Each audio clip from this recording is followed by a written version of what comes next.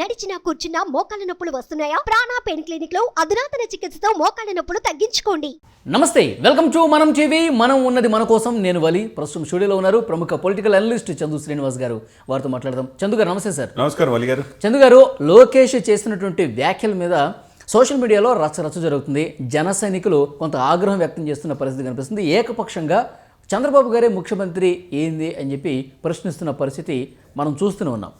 ఈ నేపథ్యంలో వైసీపీ దీన్ని వాడుకోవాలనే ప్రయత్నం చేస్తున్నట్టుగా తెలుస్తుంది. ఎందుకంటే కాపుల్ని తీసుకెళ్ళి, అంటే ముఖ్యమంత్రి పదవి ఎలాగే రాదు, అంటే కాపులకి రాజ్యాధికారం దిశగా అడుగులు పడుతున్నటువంటి కీలక సందర్భంలో కాపుల్ని కమ్మ వాళ్ళ దగ్గర వాళ్ళకి ఊడిగం చేసేందుకు పెడతారా? ఇలాంటి కామెంట్స్ వైసీపీ నుంచి కావచ్చు, జగన్ గారి అభిమానుల నుంచి కావచ్చు, ఇలాంటి వ్యాఖ్యలు కూడా దర్శనమిస్తున్నాయి మనకి. ఎట్లా చూడాలి? అంటే ఏదన్నా ఒక కుట్ర జరిగే అవకాశం ఉందంటారా? డెఫినెట్గా ఉంటుంది. అధికార పార్టీకి ఏ కాడికి అవతల కలయిక ఇష్టం లేదు. ఆ కలయిక కలిసిన తర్వాత బాగా హోందాగా కొన్ని లక్షల మంది సభలు జరిగింది 2 రోజులు. ఆ 2 రోజులు జరిగిన ఆనందాన్ని పాపం ఆవిరి చేశాడు లోకేష్ గారు. లోకేష్ గారు తొందరపడి ముందే కూర్చుంది కోయిల్ అంటారు. ఎలక్షన్ అయిన తర్వాత మీకున్న సీట్లు బట్టి డెసిషన్ తీసుకుంటామని చెప్పి సాక్షాత్తు ఎన్ని అపవాదాలు ఎదుర్కొన్నా, ఫ్యాన్స్ తిట్టినా భరిస్తూ వచ్చాడు పవన్ కళ్యాణ్. ఇప్పుడు కాదు డిసైడ్ చేసింది, మీరు అరవద్దు సీఎం అని. ముందు మన స్థానాలు మనం గెలిపించుకుందాం. అట్లా మిత్రధర్మం ప్రకారం టీడీపీని గెలిపించుకుందాం. ఇరువురు కలిసి ఆమోదంగా వెళ్దాం. చేయలా జన ఎస్ హోందాగా వ్యవహరించాడు పవన్ కళ్యాణ్. ఇక్కడ హోందాగా వ్యవహరించిన వ్యక్తి ఎవరు? లోకేష్. అది సన్ స్ట్రోక్గానే భావించాలి. నిన్నటి నుంచి చంద్రబాబు నాయుడు గారు కూడా వాస్తవాలంటే ఇప్పుడు పొత్తు ధర్మం ప్రకారం, స్నేహధర్మం ప్రకారం ఇచ్చిపుచ్చుకోవాలా. నేనే అంటే కుదరదు. ఎప్పుడు 2014 మిమ్మల్ని మోసి మీ నాన్నగారిని సీఎం చేశాడు, మళ్ళీ 2024 కూడా మిమ్మల్ని మోయాలా? ఇంకెవరు సీఎం కాకూడదా? సమాజంలో 88% సప్రెస్డ్ గ్రూప్స్ ఎదురు చూస్తున్నారు మార్పు కోసం, పవన్ కళ్యాణ్ గారు సీఎం అవుదామని. 2.5 ఈటానికి కూడా మీకు ఇష్టం లేకపోతే, రేపు సీట్ల విషయంలో సరిగ్గా మీరు ఆలోచించుకోకపోతే ఎట్లా? జోయ్ గారు చెప్పినట్టు 60 సీట్లు కావాలంటున్నారు. రేపు 50 ఎంతో గౌరవప్రదంగా ఇవ్వాలి. ఏం ఇవ్వాల్సిన అవసరం లేదు. మీకు పవర్లో కూడా షేరింగ్ లేదనుకుంటే రేపు ఎట్లా వేస్తారు ఓట్లు చెప్పండి? జనసేనకి టీడీపీకి ఎట్లా ఓటేస్తారు చెప్పండి? ఆలోచనలో పడతారు. మీరు అన్నట్టు వైసీపీ అంటే వైసీపీ కాసు కూర్చుందా దీని ఈ పొత్తుని ఎప్పుడెప్పుడు చెడగొడదామా? ప్రతి అవకాశాన్ని సద్వినియోగం చేసుకుంటారు, ప్రయత్నం చేస్తారు. ఇది వైసీపీ అంటే ఎంతమంది కలిసి వచ్చినా మాకేం ఇబ్బంది లేదు, మేము చేసినట్టు. అది బయటికి అంటారు కానీ లోపలంతా భయం అనేది చంద్రబాబు నాయుడు చూసి భయపడుతున్నా. పవన్ కళ్యాణ్కి వెనకున్న బలమైన సామాజిక వర్గం చూసి భయపడుతున్నారు. వీళ్ళు చెప్తారు కదా, మరి ఇన్ని మాటలు చెప్తున్నారు కదా. జగన్మోహన్ రెడ్డి గారు సీఎం, పై స్థాయి నుంచి కింద స్థాయి దాకా 700 పోస్టులో రెడ్డిని వేసుకున్నాడు. పోలీస్ ఆఫీసర్ సహా అందరూ ఉన్నతమైన ఆఫీసర్స్ అంతా వాళ్ళే. పక్కన పెట్టండి. ఆయన చెప్పే మాటలేంటి? ఆయన యొక్క మంత్రులు చెప్పే మాటలేంటి? కాపుల్ని తీసుకెళ్ళి తాకట్టు పెడతారు అని అంటున్నారు. మీరు రెడ్డుల దగ్గర ఈ కాపులంతా తాకట్టు పడినట్టేగా. 32 మంది ఎమ్మెల్యేలు గెలిచారు మొన్న కాపులు. ఏం ఉరగబెట్టారు కాపులకి? కాపులు చిరకాల వాంచిన రిజర్వేషన్ తీసుకొచ్చారా? ఆయన అడిగి అసలు మీరు ఇవ్వలేదు రిజర్వేషన్, ఈయన అన్నాడు మీ ముఖ్యమంత్రి. సెంట్రల్ గవర్నమెంట్ ఇచ్చే 10%, 5% ఎకనమీ వీకర్ సెక్షన్ కింద, ఈబీసీ కింద తీసుకురావచ్చు కదా. 5 ఇవ్వచ్చు అని చెప్పి సెంట్రల్ చెప్పినప్పుడు 5 కూడా మీరు ఇవ్వలేని వాళ్ళు. గతంలో చంద్రబాబు నాయుడు తీసుకొచ్చిన కాపు కార్పొరేషన్ నిధులు 1000 కోట్ల నుంచి 2000 కోట్లు చెప్పిన వాళ్ళు మీరు. ఆయన కళ్యాణ మండపాలు ఒక 500 ఏర్పాటు చేశారు, సర్వీస్ సెంటర్స్. అవన్నీ కూడా రద్దు చేసిన వ్యక్తులు మీరు. కాపులకు ఉన్నయే తీసేసిన వాళ్ళు, రిజర్వేషన్ ఇవ్వలేని వాళ్ళు ఇంక ఏ విధంగా రాజ్యాధికారం ఇస్తారు? మిమ్మల్ని ఏంటంటే కరివేపాకులాగా వాడుకుంటే అక్కడ పెట్టుకున్నాడు అంతే. వైసీపీ నాయకులు ప్రెస్ మీట్లు పెట్టి దీని మీద దంచుకోవటాలి. లోకేష్ గారు చంద్రబాబు గారి ముఖ్యమంత్రి, అందులో ఎలాంటి డౌట్ లేదు. నిన్నటి నుంచి జరుగుతూ ఉంది సార్. 24 అవర్స్ ఇంకా ఆగలా. కాకపోతే నేను సాయంత్రానికి జోగి గారు 2వ లెటర్ రిలీజ్ చేసిన తర్వాత నాతో పవన్ కళ్యాణ్ గారు మాట్లాడారు. ఇది నేను ఎప్పుడు అనుకోలేదు, ఆయనకి తెలియక మాట్లాడాడు. మేము ఏదైనా కానీ సీఎం నిర్ణయం అనేది ఎలక్షన్ అయిపోయిన తర్వాతే ఇది అలా మాట్లాడుకుని ఉండాల్సిందని చెప్పాడు. చెప్పిన దాన్ని నష్ట నివారణ చర్యల భాగంగా జోయ్ గారు లెటర్ రిలీజ్ చేసి ఆయన ఏం చెప్పాడు, ఇది 2 రోజుల్లో పవన్ కళ్యాణ్ గారి దగ్గర నుంచి ఆ మెసేజ్ వస్తుందని చెప్పాడు. ఆ తదనంతరం ఈలోపు అసలు స్పందించాల్సింది ఎవరు? అన్న లోకేష్ లేదా చంద్రబాబు నాయుడు స్పందించాలా ఈ నష్ట నివారణ మార్గం. ఆల్రెడీ జనసేన కార్యకర్తలు కావచ్చు, కమ్యూనిటీ కావచ్చు, అందరూ కూడా పవన్ కళ్యాణ్ ఇష్టపడే వాళ్ళందరూ కూడా నిన్న మొత్తం కంప్లీట్గా వన్ సైడ్ 100% విమర్శించిన వాళ్ళు, తిట్టిన వాళ్ళు. ఆ నష్టం నివారణ చేసుకోవాల్సిన బాధ్యత వాళ్ళకి కూడా ఉంది. అదే సమయంలో పవన్ కళ్యాణ్ గారు కూడా ఈ రోజు రేపు రెక్టిఫై చేయాలి. ఎందుకంటే కార్యకర్తల మీటింగ్లో బిజీ ఉన్నాడు కాబట్టి రెక్టిఫై చేసుకోవాలి. అంతే కదండి. అది అది అంటే ఒక ఊహాజనితం వాళ్ళు ఫోన్లు చేసుకుని ఉంటారు ఈ పాటికి. లోకేష్ గారు, చంద్రబాబు గారు, పవన్ కళ్యాణ్ గారు ఇట్లా అనకుండా ఉండాల్సింది లోకేష్ అని చెప్పి చంద్రబాబుతో మాట్లాడటం కానీ. డెఫినెట్గా అండి చేసుకోవాలి. ఇరువురు మిత్రపక్షం కాబట్టి మిత్రధర్మం పాటించాల్సిన బాధ్యత ఉంది. ఇప్పుడు కెప్టెన్స్ ఇద్దరు ఉన్నప్పుడు ఇద్దరు నిర్ణయం తీసుకుంటారు. ఎందుకంటే క్యాడర్లో కొంత మిస్అండర్స్టాండింగ్స్ వచ్చే అవకాశం ఉంది. ఎందుకంటే మొన్నటి సభలోనే అందరూ కలిసికట్టుగా పనిచేయాలి, సమిష్టిగా పనిచేసి 100 రోజుల పాటు ఈ ప్రభుత్వాన్ని దించాలి, వైసీపీ విముక్త రాష్ట్రం చేయాలని చెప్పేసి అంత బలంగా నినాదాలు చేసినప్పుడు ఇలాంటి మిస్టేక్స్ జరగకుండా తప్పెవరిది? వలి గారు చెప్పండి, తప్పెవరిది? లోకేష్ గారే కదా తప్పు చేసింది. ఆ తప్పును రెక్టిఫై చేసుకోవాల్సిన బాధ్యత కూడా వాళ్ళకు ఉంది. ఇప్పుడు జనసేన కేడర్లో అయోమయం ఉంది. మేము ఎందుకు మళ్ళా పల్లకీలు మోయటానికి చంద్రబాబు నాయుడు సీఎం చేయటానికి ఉండాలా? పవన్ సీఎం అవసరం లేదా? అంటే సామాజిక పరంగా మేము ఇంత సామాజిక 88% ఉండి మా అందరి తరపున ఒక అభ్యర్థిని నిలబెట్టుకుంటే ఆయన కూడా పవర్ షేర్ ఇవ్వరా, మాకు అనుకున్న సీట్లు ఇవ్వరా అనేది ఆలోచన ఉంటుంది.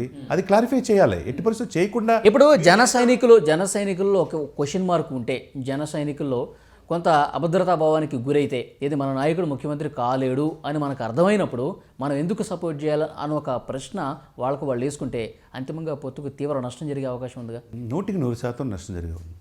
అద్భుతమైన అవకాశాన్ని చేతులారా చెడగొట్టుకున్నట్టే. అవతల వైసీపీకి అవకాశం ఇచ్చినట్టే కదండి వీళ్ళు చేసిన పని, లోకేష్ ముఖ్యంగా చేసిన పని. దాని టీడీపీలో కూడా చాలామంది ఇది ఎందుకు అనవసరంగా మాట్లాడాడు లోకేష్ అని చెప్పి అంటున్నారు. ఇప్పుడు కష్టాల్లో ఉన్నప్పుడు మిత్రధర్మ ప్రకారం పవన్ కళ్యాణ్ వచ్చినప్పుడు, పవన్ కళ్యాణ్ కలిసి పయనించాలనుకున్నప్పుడు, ఓటు చీలకుండా రాజకీయం చేయాలనుకున్నప్పుడు, జగన్ని గద్దె దించాలన్నప్పుడు, వైసీపీ రహిత ఆంధ్రప్రదేశ్ చేయాలి అనుకున్నప్పుడు ఎంత కరెక్ట్గా ఉండాలి, ఎంత ఆహ్లాదకరంగా మీ సంబంధాలు ఉండాలి. స్టార్టింగ్లోనే కానీ వైసీపీ ఒక మంచి ఆయుధం అయితే దొరికిందండి. ఇచ్చారు కదండి ఆయుధాన్ని. ఏ విధంగా ఇప్పుడు ప్రతిదీ అవతల వాళ్ళు ఎదురు చూస్తుంటారు ఏది దొరికిద్దా అని చెప్పేసి. మీరు అవకాశాన్ని ఇచ్చినప్పుడు అది రెక్టిఫై చేసుకోవాల్సిన బాధ్యత కూడా మీకే ఉంది. ఇది as early as possible close చేసుకోవాలండి ఈ విషయాన్ని. ఇంతటితో సద్దు మనకపోతే ఇది ఎంత దూరం వెళ్ళిద్దో కూడా తెలియదు. రేపు ఈ విధంగా ఈ కలయిక రేపు పొత్తుల్లోనే ఇంకా తేల్లా ఎన్ని సీట్లు ఇస్తారో తెలియదు. రేపు తిరుపతి మీటింగ్ అంటున్నారు, అమరావతి మీటింగ్ అంటున్నారు, ఎక్కడికక్కడ నిరసనలు ఉంటాయి. నిన్న మొత్తం కంప్లీట్ సోషల్ మీడియాలో ఇదే జరుగుతుంది. ఒక ప్రైవేట్ ఛానల్లో నువ్వు ఇచ్చిన ఇంటర్వ్యూ ఒక యూట్యూబ్కి ఇచ్చే దాంట్లో అట్లా మాట్లాడేవంటే కాన్ఫిడెంట్గా దీంట్లో no doubt at all Chandrababu Naidu CM అని చెప్తున్నావు అంటే ఏ విధంగా? అసలు ఎవరు ఇవ్వటానికి మీరెవరు, తీసుకోవటానికి ఆయన ఎవరు? ప్రజలు కదా తీర్పు చెప్పాల్సింది. ఇంకా ఎలక్షనే మీరు పొత్తులు కుదరలేదు. అంటే సీటు విషయంలో ఇరు పార్టీలకు క్లారిటీ ఉంది, మాకు క్లారిటీ మాకుంది. ఇక ఇదేంటి సీట్ల విషయంలో మేనిఫెస్టో విషయంలో చర్చలు జరుగుతున్నాయని చెప్పేసి అన్నారు. మేనిఫెస్టోలో క్లారిటీ ఉంది కానీ సీట్ల విషయంలో ఇంకా క్లారిటీ రాలా. దాన్ని బట్టి అర్థమవుతుంది. లేకపోతే క్లారిటీ ఉండి ముందుకు వెళ్తే ఆహ్లాదకరమైన వాతావరణంలో జరగాలి. నువ్వు సీఎం మేమే అనుకుంటే ఎట్లా? ఎల్లకాలం మీరే ఆ సీట్లో కూర్చోవాలంటే మిగతా వాళ్ళకి అవకాశం లేదా? సామాజిక పరంగా అంబేద్కర్కి భావజాలం ప్రకారం సమాజంలో రాజ్యాధికారులు అందరూ ఫలాలు అనుభవించాలా? మీరు ఒక్కళ్ళే ఉండాలనుకుంటే ఎంతకాలం ఉంటారు మీరు? అవతల బలమైన అభ్యర్థిని ఎదుర్కోవాలంటే ఇప్పుడు పవన్ కళ్యాణ్ గారి యొక్క పోరాట పటిమ కావాలి కదా మీకు. పవన్ కళ్యాణ్ జనసేన లేకపోతే టీడీపీ ముందుకు వెళ్తుందా? టీడీపీ రేపు అధికారంలో వచ్చి ఇప్పుడు దీన్ని క్లోజ్ చేయడానికి ఎలాంటి చర్యలు అవసరం అంటారు? డెఫినెట్గా యాజ్ ఎర్లీ యాజ్ పాసిబుల్. అది లోకేష్ అన్నాడు కాబట్టి లోకేష్ నుంచే రావాలి స్పందన. ఏ పరిస్థితులు అనాల్సి వచ్చింది అది చంద్రబాబు నాయుడు తెలిసి అన్నాడా, తెలియక అన్నాడా, అనుకోకుండా అన్నాడా తెలియజేయాల్సిన బాధ్యత చంద్రబాబు నాయుడు గారికి కూడా ఉన్నది. ఎందుకంటే కేడర్లో రేపు కలిసి వెళ్ళాలనుకున్నప్పుడు మీ ఓట్లు జనసేన అభ్యర్థులు నిలబడిన స్థానాల్లో టీడీపీ ఓట్లు వేయాలా? టీడీపీ అభ్యర్థులు నిలబడినప్పుడు జనసేన ఓట్లు వేయాలంటే, ఈ ఓటు చీలకుండా రాజకీయం చేయాలంటే ప్రతి 1% చాలా కీలకమైనప్పుడు అంత తక్కువగా జనసేన అంచనా వేయకూడదు కదా. అదే సమయంలో పవన్ కళ్యాణ్ గారు కూడా కేడర్కి ఒక జోగి గారు ఏదైతే లెటర్ ద్వారా ప్రశ్నలు సంధించాడో కామ్ అయిపోతారంటారా? క్లారిటీ ఇచ్చే ప్రయత్నం అసలు ఏమైనా జరిగే అవకాశం ఉందా? క్లారిటీ కామ్ అయిపోతే అది మనసులో సీటు గురించి, ముఖ్యమంత్రి పీఠం గురించి ప్రస్తావన అసలు తీసుకురాకుండా ఇక ఎవరి కార్యక్రమంలో వాళ్ళు బిజీ అయిపోతే దీని గురించి ఎవరు పట్టించుకో. సీట్లు, పవర్ షేరింగ్ ఈ రెండు క్లారిటీ లేకపోతే ఈ పొత్తు కలిసిన ఉపయోగం లేదు సార్. మరలా చెప్తున్నా, గౌరవప్రదంగా 50 ఇస్తారా 60 ఇస్తారా డిసైడ్ చేసుకోవాలా. అది గౌరవంగా ఉండాలంటే సోషల్ మీడియాలో జరుగుతున్నట్టుగా 25 సీట్లు అయితే ఈ పొత్తు కలిసిన ఉపయోగం లేదు. జనసేన కేడర్ నమ్మదు.